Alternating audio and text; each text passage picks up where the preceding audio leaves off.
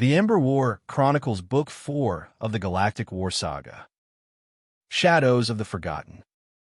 Chapter 1.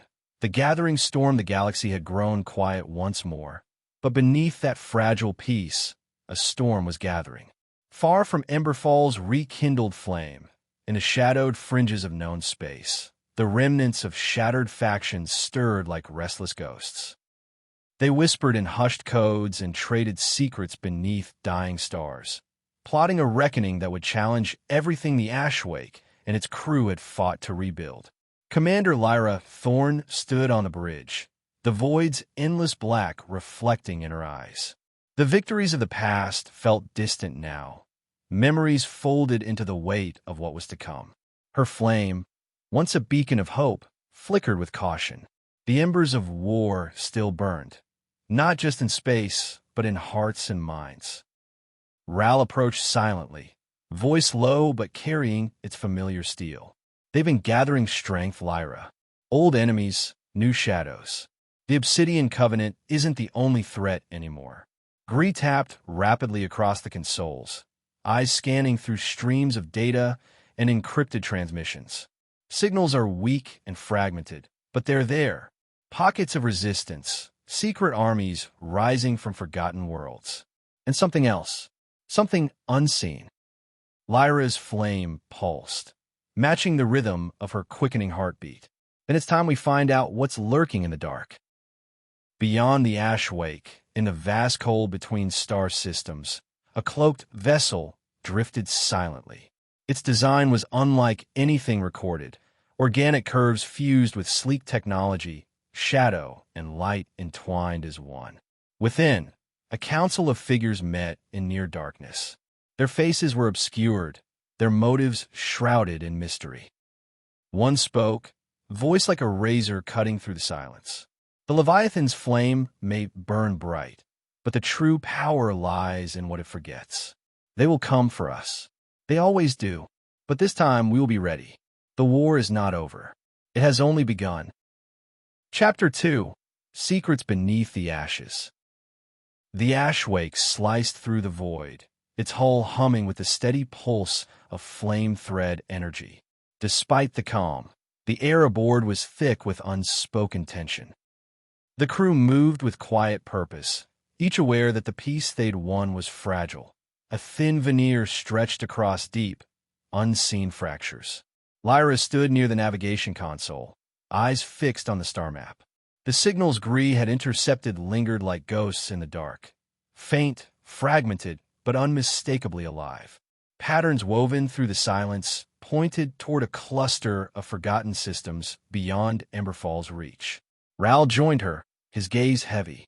Those worlds were lost to time, swallowed by war, neglect, and worse.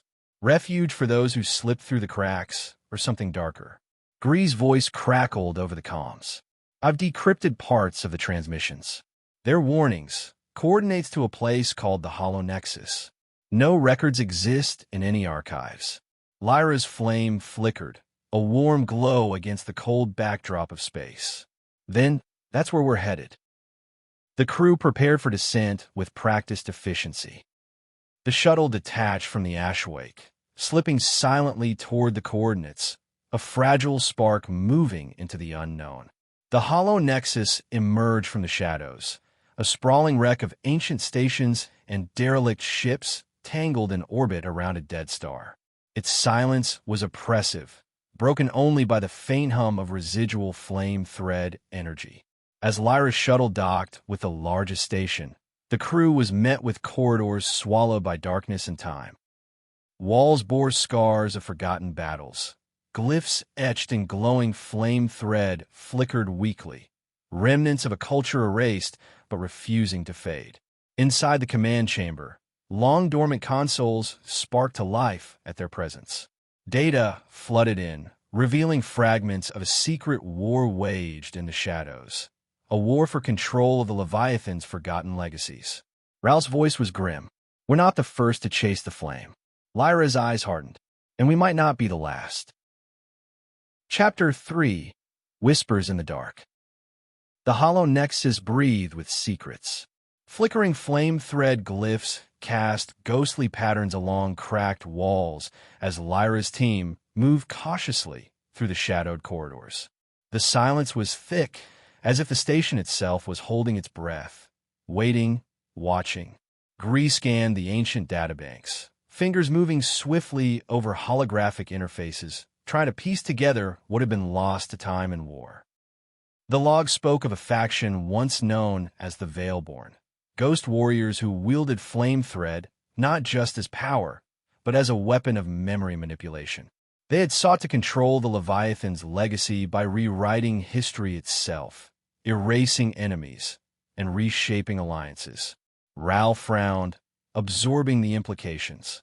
If the Veilborn survived, if they still exist in the shadows, then this war has deeper roots than we imagined. Lyra's flame flared gently, a steady heartbeat in the darkness. Then we need to find them before they find us. As the team delved deeper, faint signals began to coalesce, not just data, but voices. Echoes of those lost, encoded in flame thread transmissions. Lyra paused, closing her eyes, letting the flame within resonate. She heard whispers, memories folded in shadow, fragments of warnings, pleas, and cryptic riddles. Something was awakening. Something old. Something dangerous. Outside the station, dark shapes moved silently through the void. Veilborn scouts, remnants of the ancient faction, watched the Ashwake's shuttle with cold eyes, waiting for the perfect moment to strike. The war was far from over. In the depths of forgotten space, the true battle for memory and legacy was about to begin. Chapter 4. Shadows of the Veilborn. The ancient corridors of the Hollow Nexus echoed with every careful step, but the shadows held secrets far darker than silence. Lyra's team moved with purpose, each member alert to the unseen threats lurking just beyond sight. Ralph's voice was a low murmur as he scanned the dimly lit passageways. The Veilborn weren't just warriors. They were ghosts, masters of subterfuge, bending flame thread to rewrite memories and rewrite realities. Green nodded grimly. If they're here, they've been waiting. Watching, learning. Lyra's flame pulsed steadily, a beacon of resolve amid creeping uncertainty. We face not just enemies, but echoes, shadows of a war fought in minds and memories. Deep within the station's core, the team uncovered a hidden chamber, walls inscribed with runes pulsing faintly with corrupted flame thread. In the center lay a device, dark and humming with malevolent energy. Gree examined it closely. This is a memory forge, a tool used by the Veilborn to manipulate and erase history itself. Ralph's eyes darkened. If they reactivate this, they could undo everything we've fought for. Lyra's gaze hardened. Then we stop them, no matter the cost. Outside, Veilborn scouts closed in, cloaked in shadow and silence. The Hollow Nexus was awakening once more, a battlefield where flame and shadow would clash, and the very essence of memory would be contested. The war was no longer just for survival. It was for truth. Chapter 5. Fire and Shadow. The corridors of the Hollow Nexus trembled with the distant thrum of approaching footsteps, silent but relentless. Lyra's team tightened their formation, flame thread flaring gently to illuminate the dark corners around them. Ralph's voice was steady but urgent. Veilborn are closing in. They want that forge, our chance to rewrite history itself. Gree adjusted the targeting systems on his pulse rifle, eyes sharp. If they activate the memory forge, everything we know could unravel. The past, the present, everything. Lyra's flame brightened in her palm, a beacon of defiance. Then we fight, not just for our lives, but for the truth. The first clash came without warning. A wave of Veilborn emerging from hidden alcoves, their armor flickering like shadows woven from flame thread itself. The air filled with crackling energy as fire met darkness in a violent ballet. Lyra moved through the fray with fierce grace, her flame igniting bursts of searing heat that shattered enemy lines. Ral's tactical commands cut through the chaos, coordinating counterattacks with precise efficiency. Gree hacked into the station's systems, triggering traps and sealing corridors to isolate the invaders. Amid the storm, Lyra focused on reaching the forge. The device pulsed ominously, its corrupt glow growing stronger with every passing second. In the heart of the chamber, Lyra confronted the Veil-born commander, a figure shrouded in dark flame thread, eyes burning with cold fury. No words passed between them. Only the clash of fire and shadow, will against will, memory against oblivion. The battle was a tempest of power and purpose, the fate of countless histories hanging in the balance. As the fight reached its crescendo, Lyra's flame surged beyond control, illuminating the chamber with blinding light. The memory forge trembled, threatening to collapse or consume everything. With a final, desperate strike, Lyra shattered the device, sending a shockwave that rippled through the Nexus and beyond. Silence followed, a fragile stillness filled with heavy breaths and flickering embers. Ral approached, voice weary but resolute. We held the line, but this war, it's far from over. Chapter 6: Fractures in the Flame. The silence after the battle was thick, almost suffocating. The hollow Nexus seemed to hold its breath, the shattered memory forge's remnants still humming faintly in the dim light. Lyra stood amid the ruins, flame flickering weakly in her palm, exhaustion and determination etched deep in her features. Ral scanned the chamber, eyes sharp despite the weariness. We stopped the forge, but only for now. Others will come. The Veil-born aren't finished. Gree examined the corrupted flame thread residue, fingers trembling slightly. This technology, it's ancient, but it's evolving. Whoever controls it next could rewrite reality itself. Lyra's gaze hardened, resolve flaring anew. Then we have to be ready, not just to fight, but to protect the flame, the true story of the Leviathans and everything they stood for. Back aboard the Ashwake, the crew gathered in the war room. Maps, star charts, and holograms displayed scattered signals, fragments of Veil-born movements, unknown factions stirring, and strange anomalies that defied explanation. Lyra addressed them all, voice steady. The war has entered a new phase. We face enemies in shadow and flame, in minds and memories. We must unite those who remember and fight for the stories that must never be lost. Ral nodded. Our strength lies not just in firepower, but in the truth we carry. We must be the flame-bearers in the dark. As the Ashwake set course for the next signal, a distant world rumored to hold the last archives of the Leviathans, the galaxy watched and waited. The silent flame was awakening, and with it, a storm that could reshape all existence. Chapter 7: The Last Archives. The Ashwake surged through the void, its engines humming a steady rhythm that mirrored the pulse of the flame thread deep within its core. The crew moved with a focused urgency, each aware that their destination was more than just a world. It was a key to understanding the Leviathan's true legacy. Lyra stood at the bridge, eyes narrowed on the starfield ahead. The coordinates led to a forgotten planet, one buried beneath layers of dust and history, cloaked in silence and shadow. Ral's voice broke the quiet. The last archives. If the legends are true, this world holds knowledge lost to time. Records of the Leviathan's origin, their fall, and perhaps a way to end this war. Gree's fingers danced over the control panel. Sensors detect residual flame thread signals, weak but stable. Whatever's here has been preserved, hidden from all but the most determined seekers. Lyra's flame flickered, steady and warm. Then we find it. For the truth. For the future. The planet's surface was a tapestry of ruins, monuments half swallowed by sand, towers reaching toward empty skies. The Ashwake's landing party disembarked into a landscape that whispered of glory and loss. In the heart of the largest ruin, an immense archive awaited, a labyrinth of chambers filled with crystalline data, spires humming softly with preserved memories. The air was thick with ancient power. As Lyra's team moved deeper, holographic images flickered to life. Visions of Leviathan architects, cosmic builders who had forged stars and shaped galaxies, their stories recorded in flame thread and crystal. But among the archives lay warnings, fragments of a forgotten prophecy about a great reckoning, a shadow that would seek to consume the flame and plunge the galaxy into eternal night. Suddenly, the ground trembled.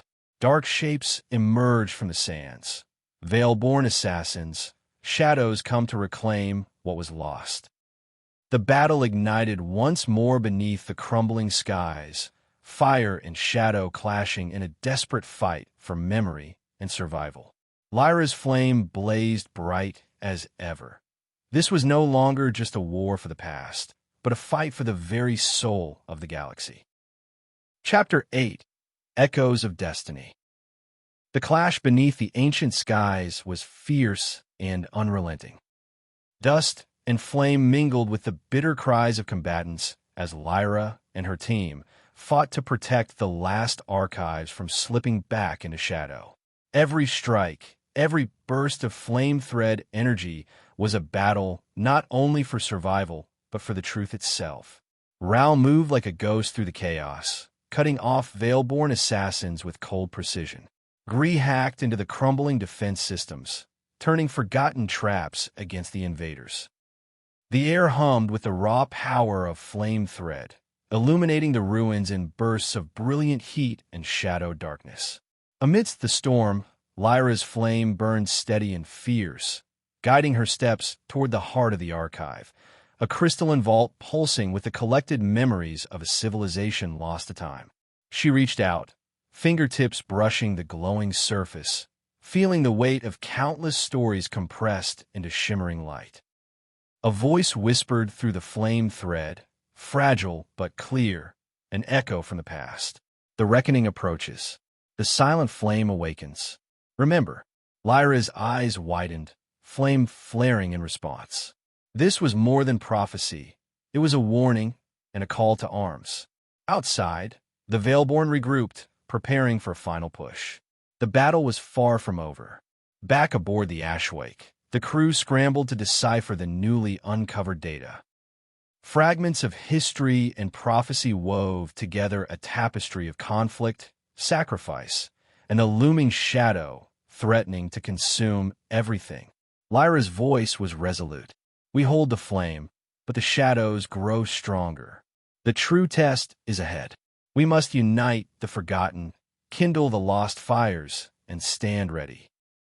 The galaxy teetered on the edge of a turning point. The silent flame was awakening, and with it, the fate of countless worlds would be decided. Chapter 9: The Silent Flame. Darkness gathered in the corners of the galaxy, far beyond the reach of most sensors, past the collapsed gates and crumbling star lanes. The silent flame stirred. It was not fire in the physical sense, nor even memory as Lyra understood it. It was something older, something buried beneath the foundation of all flame thread. The Leviathans had whispered of it only in fragments. A force beyond light and dark, capable of severing reality from memory itself. On the Ashwake, the recovered data from the last archive streamed in endless patterns across hollow displays. Flame thread glyphs pulsed faintly as the systems worked to process the impossible. Maps of stars that no longer existed, warnings for voices long since turned to dust, and a symbol, a gate made of inverted flame, recurring again and again. Gree stared at the data with unease. The archive called it the final convergence, a meeting point for flame and shadow, and the place the Leviathans sealed something away. Ral paced quietly. Something is waking up. All these attacks, the Veilborn returning, even the Covenant pulling back, it's not about territory anymore. They're all converging toward a single point. That gate. Lyra stood still, watching the flickering image of the inverted flame. It pulsed once like a heartbeat in reverse. Then we go there. We end this before it begins. The journey to the gate took them through systems long devoured by entropy, space left empty by forgotten wars and dying suns. As they traveled, fragments of transmissions echoed through the void. Distress signals, warnings, and worse, silence, sudden and complete, from systems that should have been vibrant with life. They were not alone. Something watched from the dark.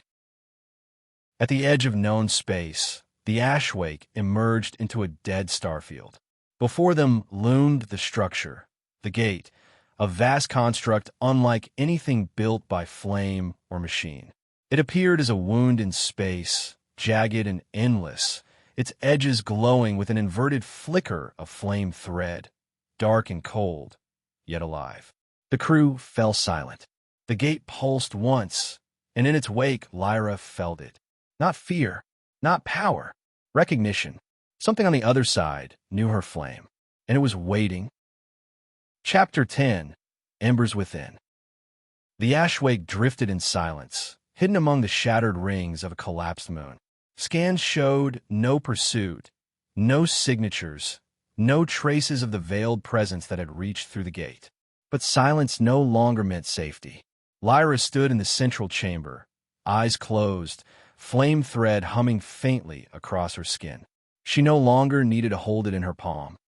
It lived inside her now, flowing through her veins like memory made fire. And something else had entered with it. Not a voice, not a thought, but a presence. It lingered at the edge of awareness, like a half-remembered dream refusing to fade. Ral's boots echoed on the metal floor as he approached, his voice carefully measured. "You've been out here for hours." Lyra opened her eyes. The flicker of flame dimmed, but did not die. It touched me, whatever came through that gate. It didn't follow us in body. It's already here. Gree's voice crackled through the comms overhead. Then we're on borrowed time. I just pulled telemetry from the last engagement. Every system shows minor fluctuations, not damage. Alteration. It's like our ship's memory is being rewritten piece by piece. Ral frowned. "That's not possible." Gree replied, "Quiet now." It is as if the silent flame isn't just a force, but a contagion. Elsewhere on the ship, strange anomalies surfaced. Doors opened to wrong corridors. Crew reported flashes of people who weren't there, familiar faces, long dead. A pilot walked into med bay and forgot their own name. Lyra convened the senior officers. The command deck was dim, lit only by the flicker of the flame thread conduits that pulsed with less certainty than before. This isn't an invasion. It's infiltration. It doesn't want to fight us. It wants to become us. Ral nodded grimly. We need to get ahead of it. Find out where it's strongest and tear it out. Gree called up a schematic of the Ashwake. It's strongest near the flame thread core, which means it's drawing power from the same thing that powers us. The same thing that powers you. They made their descent into the engineering decks, each step slower than the last. The lights dimmed. The walls themselves seemed to breathe. And in the silence, the crew began to hear things. Not whispers, not threats, memories, personal, precise, things no one could have known but them. Lyra reached the flame thread core first. It no longer burned. It pulsed like a heart, deep, rhythmic, and slow. And in its center, she saw a shape begin to form.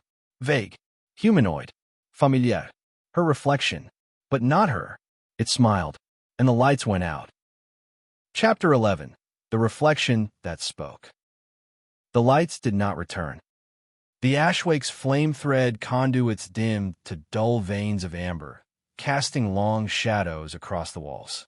In the dark, Lyra stood motionless, eyes fixed on the figure blooming at the center of the core chamber. Her reflection, made not of flesh, but of light twisted through memory. It didn't speak in words.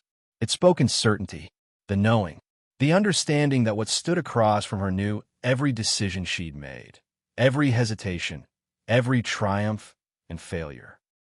It wore her doubt like armor. It stood tall in her shame, and it smiled again. Lyra took a step forward. The flame inside her burned, not bright, but steady. Ral's voice broke through the dark. half whisper, half command. "We're not alone in here." Gree's voice trembled through the calms. "I'm not picking up a life form, Lyra.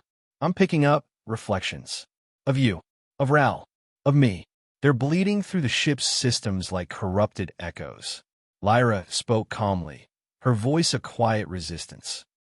"It's not showing us what it is. It's showing us what it wants us to believe we are." The shadow Lyra stepped forward, its movements perfectly mirrored, but the flame thread within it flickered in unnatural patterns, reversed, slow, as if echoing something long dead. It tilted its head. The walls of the chamber vibrated faintly, and in that vibration came fragments of memories that were not Lyra's. A city beneath a starless sky, burning. A Leviathan collapsing in silence, its flame guttering.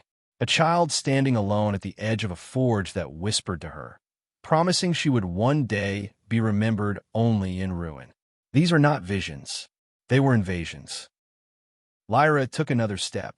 Her flame thread surged. "You don't belong here." The reflection did not flinch. It reached out a hand, identical, perfect, but hollow. The ashwake shook. Elsewhere on the ship, systems began rewriting. Room labels changed. Logbooks filled with entries no one had written. The crew began receiving messages from loved ones long dead. Ral moved in beside Lyra, weapon raised but uncertain. "How do you shoot a ghost wearing a face you trust?" Lyra stepped into the core's inner ring, and so did the reflection. When her hand met its chest, it felt cold, not like ice but like absence, the absence of memory, of self. Lyra closed her eyes, and she let the flame consume her. A shockwave rippled through the ashwake. Every screen flashed blinding white. The shadow vanished. The lights returned. The silence remained. Lyra collapsed to her knees, breathing hard, flame thread flickering like a storm in her veins. Ral rushed to her side. "What did you do?" She opened her eyes, and for a moment, they glowed with a light not entirely her own. "I showed it something it couldn't erase. Myself." Chapter 12. Beneath the Threshold. The ashwake floated in silence above the void world, her systems slowly returning to stability, but not to peace. Lyra sat in the medical bay, flame thread tendrils running faint beneath her skin like veins of starlight. She hadn't spoken much since confronting the shadow of herself. It hadn't just touched her. It had looked into her, and in doing so, had left something behind. Ral stood across from her, arms folded. His tone was quiet, but edged with worry. "That thing, the reflection, it wasn't just trying to trick you. It was probing you, searching for a door." Lyra met his gaze, steady but hollow. It already knew the way in. "It's not trying to win a battle.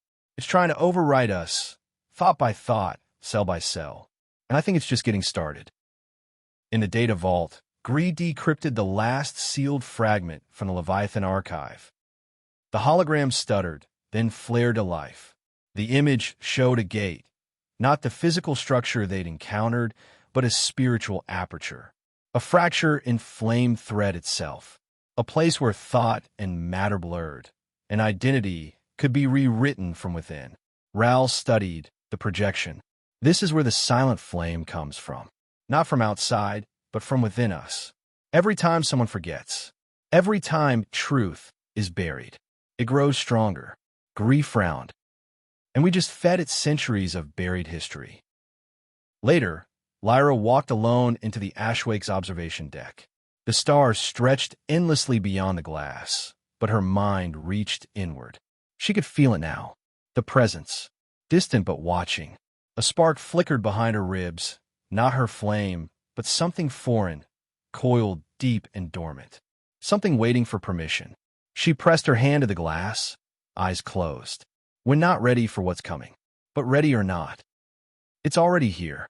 Behind her, the stars shimmered. One blinked out, then another, and another. Not because they were dying, but because something was moving between them. Chapter 13. The Stars That Disappear. In the Ashwake's command deck, silence had taken on new meaning. No longer peace, no longer calm. It was the breath between collapse and revelation. Grease stood at the helm, eyes locked on the starfield beyond the reinforced viewplate. I ran the scan 3 times. Those stars didn't burn out. They didn't collapse. They vanished. Ral leaned over his shoulder, brow furrowed. Vanished how? Absorbed? Hidden? Grease shook his head slowly. No heat, no gravitational shift. It's like the light was never there. Like they were never born. Lyra entered, her presence silent but grounding.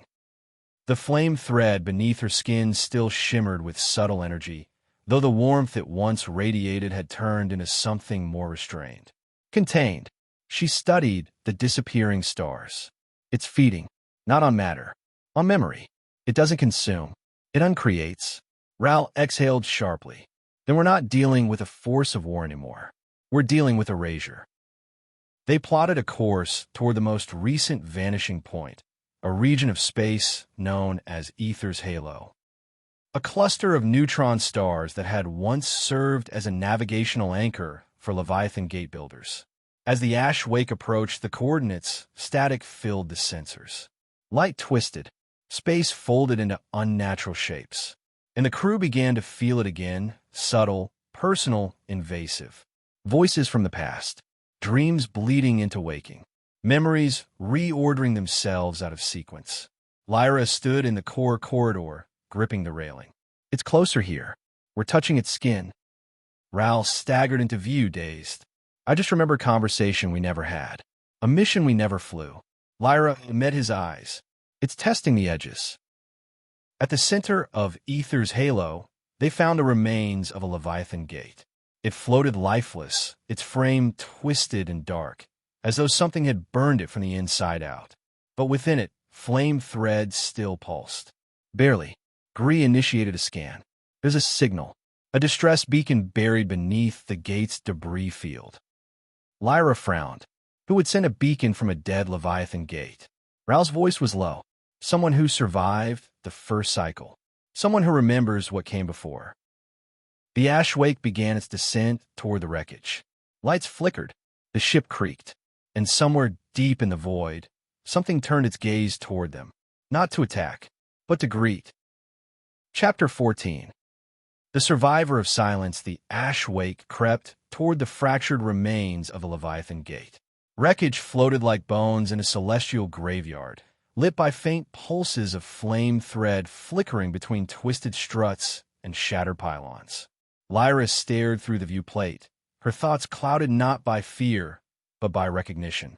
The gate wasn't dead. It was dreaming. Ral monitored the instruments closely. Readings came back garbled, refracted through layers of disrupted memory fields. Gree rerouted power to the stabilizers, locking the ship's position as they prepared to send an away team into the wreckage. Lyra suited up in silence. The moment her boots touched the debris, she felt it, like stepping into a forgotten thought. The laws of motion, sound, and even emotion felt warped. The deeper they moved, the less real the past seemed. Memories tugged at her mind. She heard her own voice whispering things she hadn't said yet. Ahead, a small structure clung to the gate's broken interior. A sealed vault, still powered. Ancient flame thread etched along its surface shifted as they approached, reacting not to light, but to presence. Ral broke the lock. The door groaned open. Inside was a single chamber. No air, no gravity. In the center, suspended by webs of inert flame thread, floated a figure. Not a corpse. A person. Alive. Preserved by a stasis weave older than any technology Lyra had seen. A Leviathan sentinel. Gree gasped through comms. That armor, those markings, this is first cycle tech. Before the flame wars. Before the great sundering. Lyra approached slowly, extending her flame thread. The vault responded. Systems surged. The cocoon split. The figure drifted downward and opened his eyes. And the moment he did, the air inside the Ashwake's bridge turned cold. Lights flickered across every deck. The ship groaned under some invisible weight.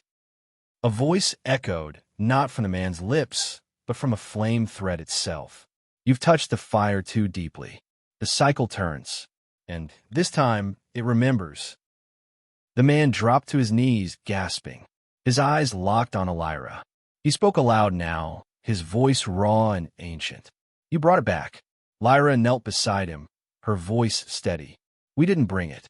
It never left." Back aboard the Ashwake, he introduced himself. Kael Draven, last sentinel of the flame-bound accord, keeper of Leviathan memory. He had been sealed away for millennia to escape the silent flames awakening. Kael looked out the viewport at the stars, now vanishing one by one. "If you've reached me, then the gate is weakening. The final tether is breaking. And the war you've been fighting, it's not the final war. It's the first." Chapter 15. What the Leviathans Buried. Kael Draven stood in the Ashwake's war room, a sentinel out of time. His armor still shimmered with the dull burn of suspended flame thread, but it was his eyes, deep, old, and painfully awake, that held the room in silence.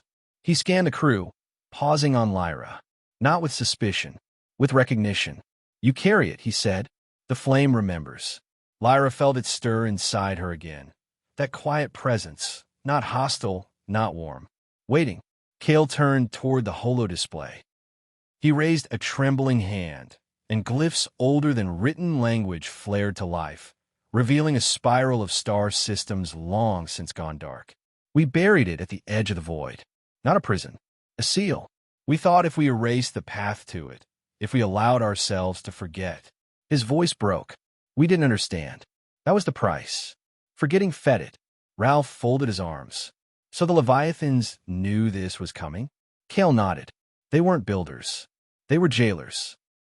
The Leviathan network, the gates, the flame thread, all of it was created to hold the silent flame in place. And now?" Gree's voice cracked over comms. "Now we've lit it again. All across the galaxy." Kael stared at the stars beyond the hull, one flickering out as he watched. "Then the seal is breaking." Later, Lyra met Kael in the observation deck. The stars out there no longer felt fixed. They seemed to shift when you weren't watching. Shapes moved in the gaps. She asked him what he remembered. Kael didn't answer right away. "You've heard its voice already, haven't you?" She nodded. "Not words, but understanding, and the sense that it already knows me." "It does," he said. "It knows all of us. Not as we are, as we were, as we could be. It doesn't destroy. It unthreads." Kael handed her a flame thread shard.